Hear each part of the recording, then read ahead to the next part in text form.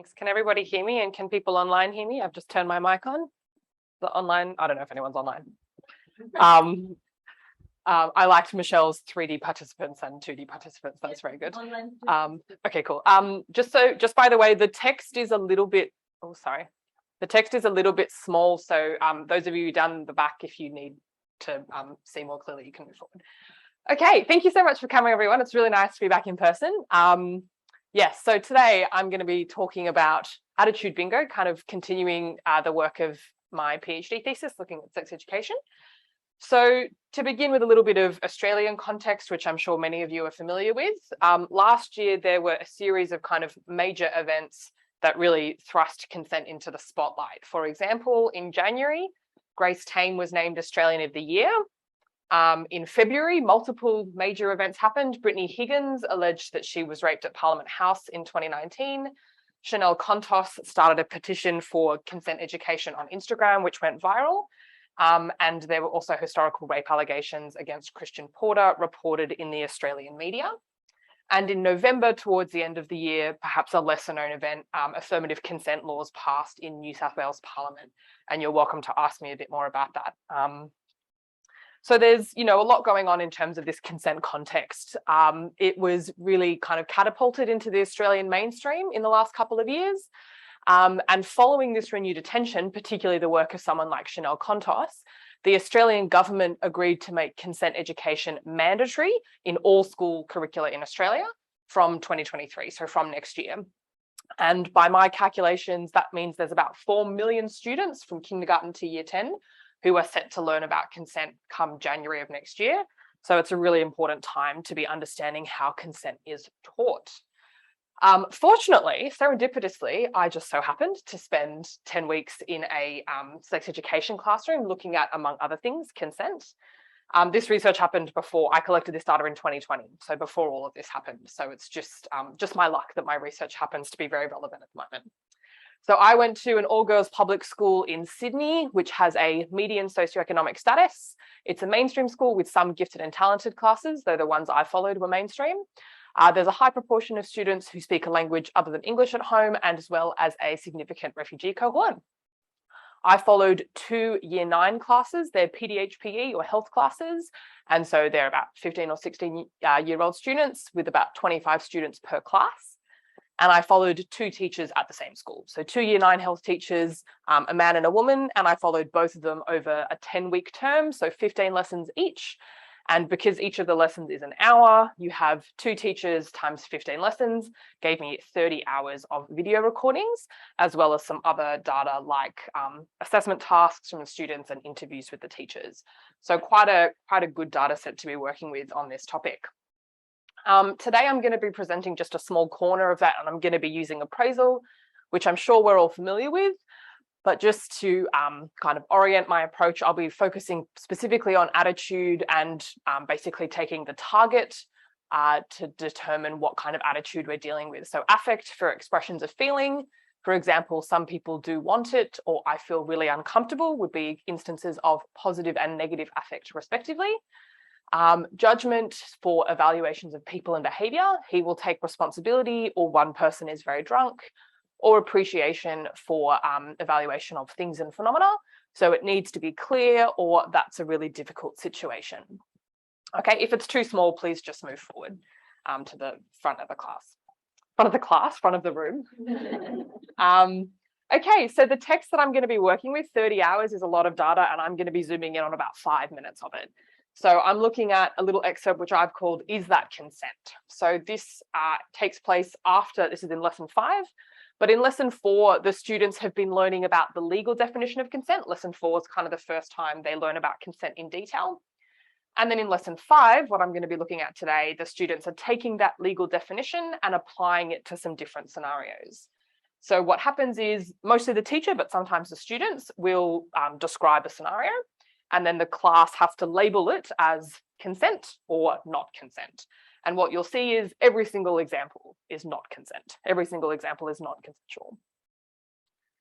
So the scenarios in this little lesson, in this text, are mostly presented in this format. So we get a what if, followed by some sort of description, and then one of these questions, some kind of polar question like, is there consent or is that consent?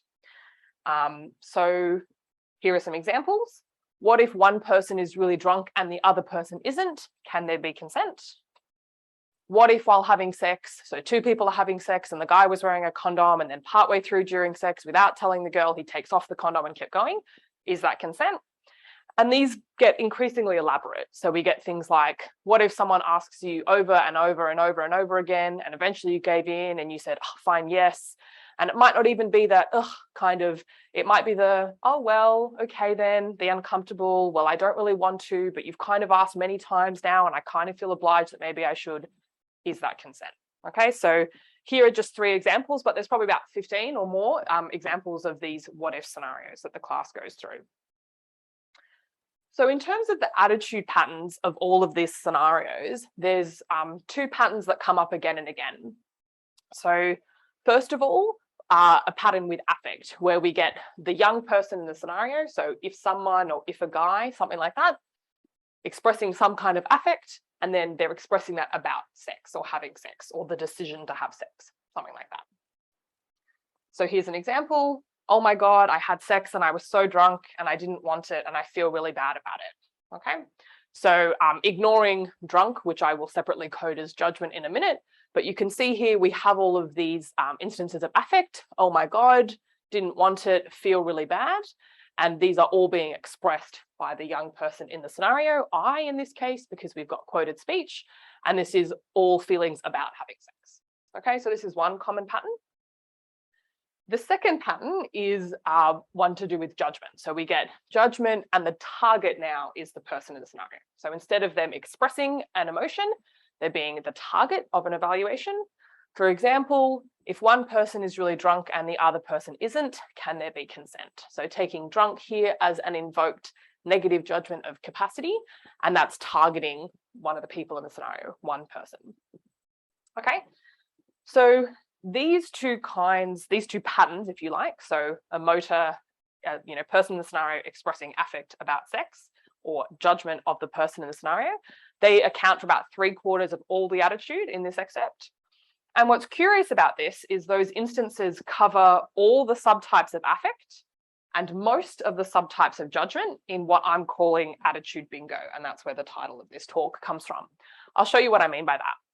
So we'll start with affect.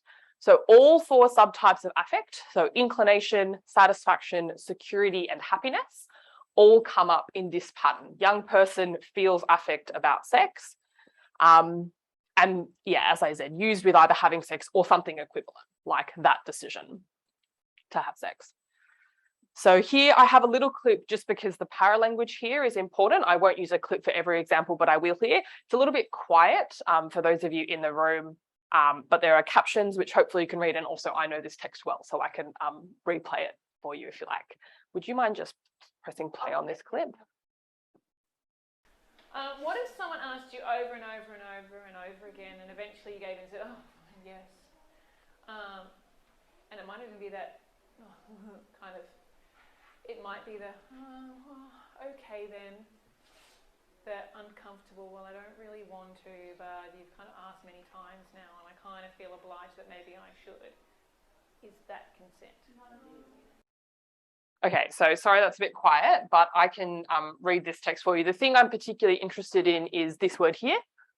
The reason I wanted to play the clip is because looking at that, it might seem like that's sort of a disgust, but as in, expressing disgust at something, like ugh.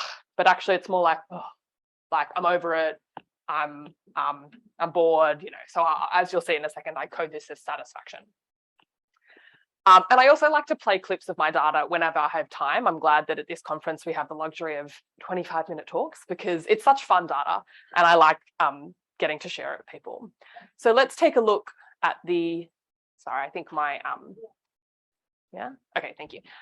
So let's take a look at the affect in this example. So we have inclination, like want or feel obliged.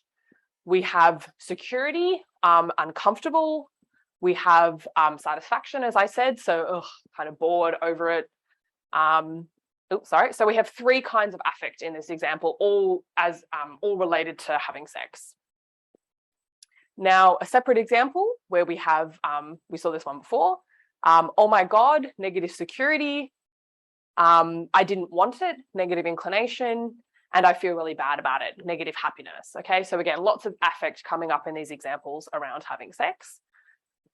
And if we go back to our attitude system network and put in our more delicate systems, we can see just in those two scenarios that I've shown you, all 4 kinds of affect. So we have inclination, I don't want to, happiness, I feel really bad about it, security, oh my God, and satisfaction. Ugh.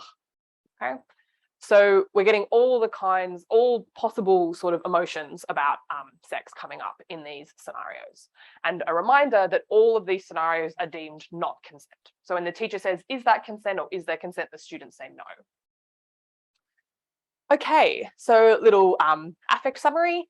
The scenarios in this excerpt all touch on all 4 types of affect: inclination, happiness, security, and satisfaction. They all follow this pattern. So the person in the scenario is our emoter. We have some kind of negative affect with the trigger having sex. So the conclusion, if you like, is that if you feel disinclined, unhappy, insecure, or dissatisfied about sex, then it's not consent.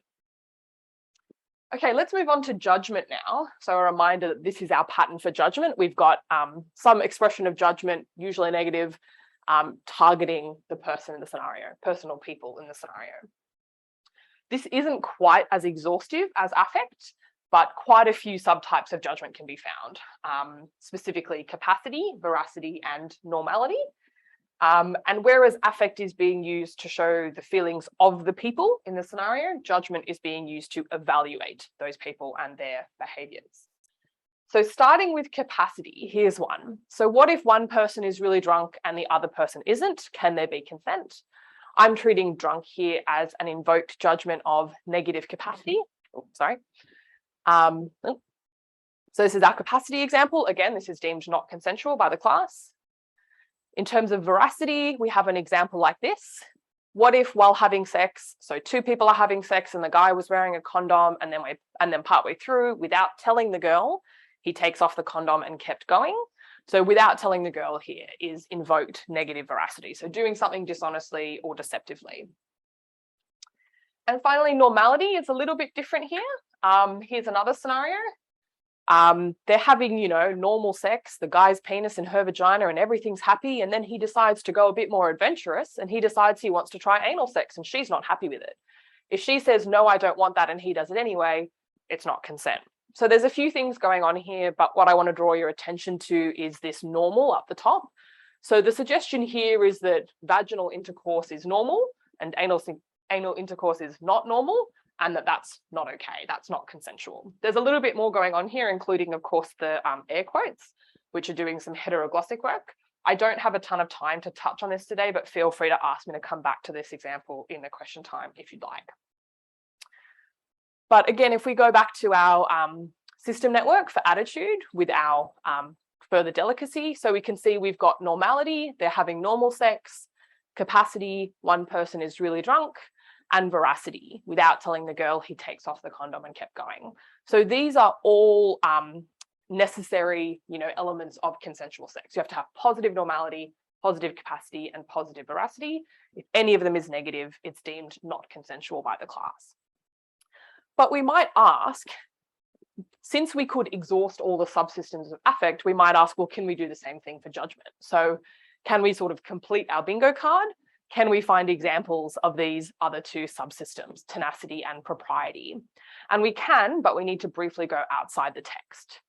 So for tenacity, I'm going to pull an example from a different lesson. So here's a quote from a different class. Let's say your partner is trying to convince you to have sex. Where does trying to convince you cross a line? If they ask you once a week, is that crossing a personal boundary? Once a month? They're not forcing you to do anything, but they're keen, and so they keep asking, where is that appropriate or not appropriate? So this idea that being enthusiastic to have sex can become sort of pestering.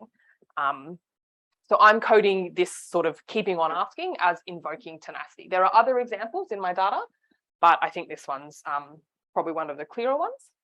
So that's tenacity. which maybe we can add. So if there's negative tenacity, it's also not consensual. But what about propriety? So propriety is actually doing something a little bit different, and we're going back to the original text now, that lesson 5.1. So what happens is propriety is used after a scenario has been labelled by the class as not consensual. And this specifically happens in our teacher elaborations. So here I've got a scenario that I've already looked at, but with a little bit more elaboration underneath. So while having sex, the guy takes off a condom without telling the girl and keeps going, is that consent? The class has said no. And then here the teacher says, no, good. She didn't agree to that change in circumstance, and so it's not consent. So in that case there, he would get himself in very big trouble. And it actually has been tested in courts more recently to say, yes, he would get in big trouble. So here we've got trouble, or specifically big trouble, coming up twice. And I've coded this as negative propriety. So it's not that it's set up in the scenario itself. The scenario here was about veracity. But once it's been agreed that that's not consensual, then in the teacher elaboration, we've got this negative judgment of propriety. Okay, that being said, so I'm arguing here that negative propriety isn't sort of a reason that the scenario is not consensual. It's sort of the outcome, if you like. So once you've done something non-consensual, then you're going to get in trouble. Then you've done something wrong. But in saying that, I do think that we could have a scenario with negative propriety. For example, what if someone coerces the other person or threatens them? Is that consent? I think we would all agree in this room, and all the students in my class would agree, that the answer to this question is no. But I think the reason we don't see examples like this is because it's too obvious. I think propriety as a condition of consensual sex is almost too obvious to be worth talking about, at least in these scenarios. So on that basis, I would say that propriety is both a condition and an outcome of consensual sex, but only the latter of those actually gets pedagogized, at least in this excerpt. Okay, so here we've got the final slot on our bingo card for judgment. He would get in big trouble. So all of these then are conditions for consensual sex. As a little summary then, so we've got students learning to apply consent to different situations, and they do that by taking a series of hypothetical scenarios and labeling them as consent, or in fact as not consent. And we've seen that consensual sex is conditional on positive feelings, so inclination, security, satisfaction, and happiness, as well as positive behavior, so capacity, veracity, normality. And if we look a little bit beyond the text, propriety and I've got veracity written there twice, but should say pride and tenacity, sorry, are also conditions of consensual sex. Okay, so what can we do with this description? You know, it's kind of neat that appraisal lines up so nicely, that attitude lines up so nicely with this little text, but, you know, what are we going to use this for?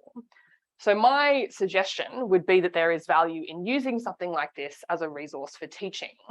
So how could we maybe turn this to purpose, building off Jim's call to arms for positive discourse analysis yesterday? And I think one application is to use this to design a sort of checklist, if you like, or a bingo card for consent, which captures all of these conditions. So here, hopefully you can read this, is, you know, an example. It's not as beautiful as a classroom teaching resource might need to be, but here's our sort of consent checklist. So how are you and your partners feeling? Do you want to? Are you happy with the situation? Are you satisfied? Are you sure? And our second prompt to do with judgment, how are you and your partners behaving? Are you capable, reliable, being honest, behaving ethically, and is this the kind of sex you want? And then at the bottom, if you said yes to all of the above, bingo, you've got consent. So this on its own functions. We've got little question prompts here, which are designed to get at each of our subtypes of attitude. So want to for inclination, are you happy for happiness, and so on. But I think we need to elaborate this a little bit further. So if we take just one of our question prompts, are you being honest? So this is related to veracity. And we need to actually explain what it looks like when someone's not being honest. So for example, what no looks like, and we could take examples from our previous scenarios. Removing a condom without telling your partners would be an example of negative veracity. And other ones that come up elsewhere in the data are things like not disclosing your HIV positive status, pretending to be someone else, or pretending to be married. I'll explain the lines in just a second. But the other thing that I think is really crucial here is we need to explain what yes looks like. So all of the examples we've seen have negative affect or negative judgment, and we agree, the class agrees that that's not consensual. But what does it look like when we've got the opposite? So keeping a condom on if that's what's agreed to, disclosing your HIV positive status, being truthful about your identity, and being truthful about your relationship to your partners. And the reason I've got these lines here is because I think this could be a really valuable teaching resource to develop over the course of a unit. So in a different lesson, a student asks another what if scenario. They say, well, what if someone lies about their age? So you have to be over the age of 16 in New South Wales to consent to have sex legally. And so one of the questions is, well, what if someone lies? What if someone's 15 but claims to be 17, for example? So this would be another thing that we could add onto our bingo card, onto our examples of what no looks like and what yes looks like. So lying about your age or being truthful about your age, for example. So these are all to do with the attitude subsystem of veracity, but I've also developed it for each of these prompts. So for our 4 subsystems of affect in the top half and our 5 subsystems of judgment in the bottom half. I don't expect you to take all of this in an eyeful, but just at the top here, we have our attitude column on the left, our question prompt. So that's sort of like our basic checklist, what yes looks like and what no looks like. Up the top here, it says, how are you and your partners feeling? So to do with affect. Here we have our 4 subtypes of affect: inclination, happiness, satisfaction, and security. We have our 4 question prompts. For example, do you want to? We have what yes looks like and what no looks like. Then for judgment, we have how are you and your partners behaving? So here we have our 5 subtypes of judgment. With our question prompts, for example, are you capable? Examples of what yes looks like, for example, being sober, conscious, and awake. Examples of what no looks like, for example, being unconscious, asleep, or under the legal age of consent. And then down the very bottom, we have, if you said yes to all of the above, bingo, you've got consent. So some brief sort of conclusions and implications. So I'm, as I said, trying to describe the consent pedagogy we already have. And this is particularly timely on the eve of mandatory consent education starting in a few months' time. And I'm proposing a teaching resource which captures all of those factors which affect consent, for example, inclination, veracity, and so on. And this teaching resource also captures explicitly the behaviours that we want to avoid, so what no looks like, but also the behaviours we want to emulate, so what yes looks like, which is very often missing in a lot of consent education. So some time for questions now. I think I've mostly kept to time, but I did prepare earlier some questions for you if you don't have any. These are things I didn't have time to talk about today, but you're welcome to ask me about. For example, where is appreciation? Showing you all this stuff to do with attitude and affect and judgment, but where's appreciation? Or another question you might have is, how will consent pedagogy change with the new legislation in New South Wales? Thanks very much.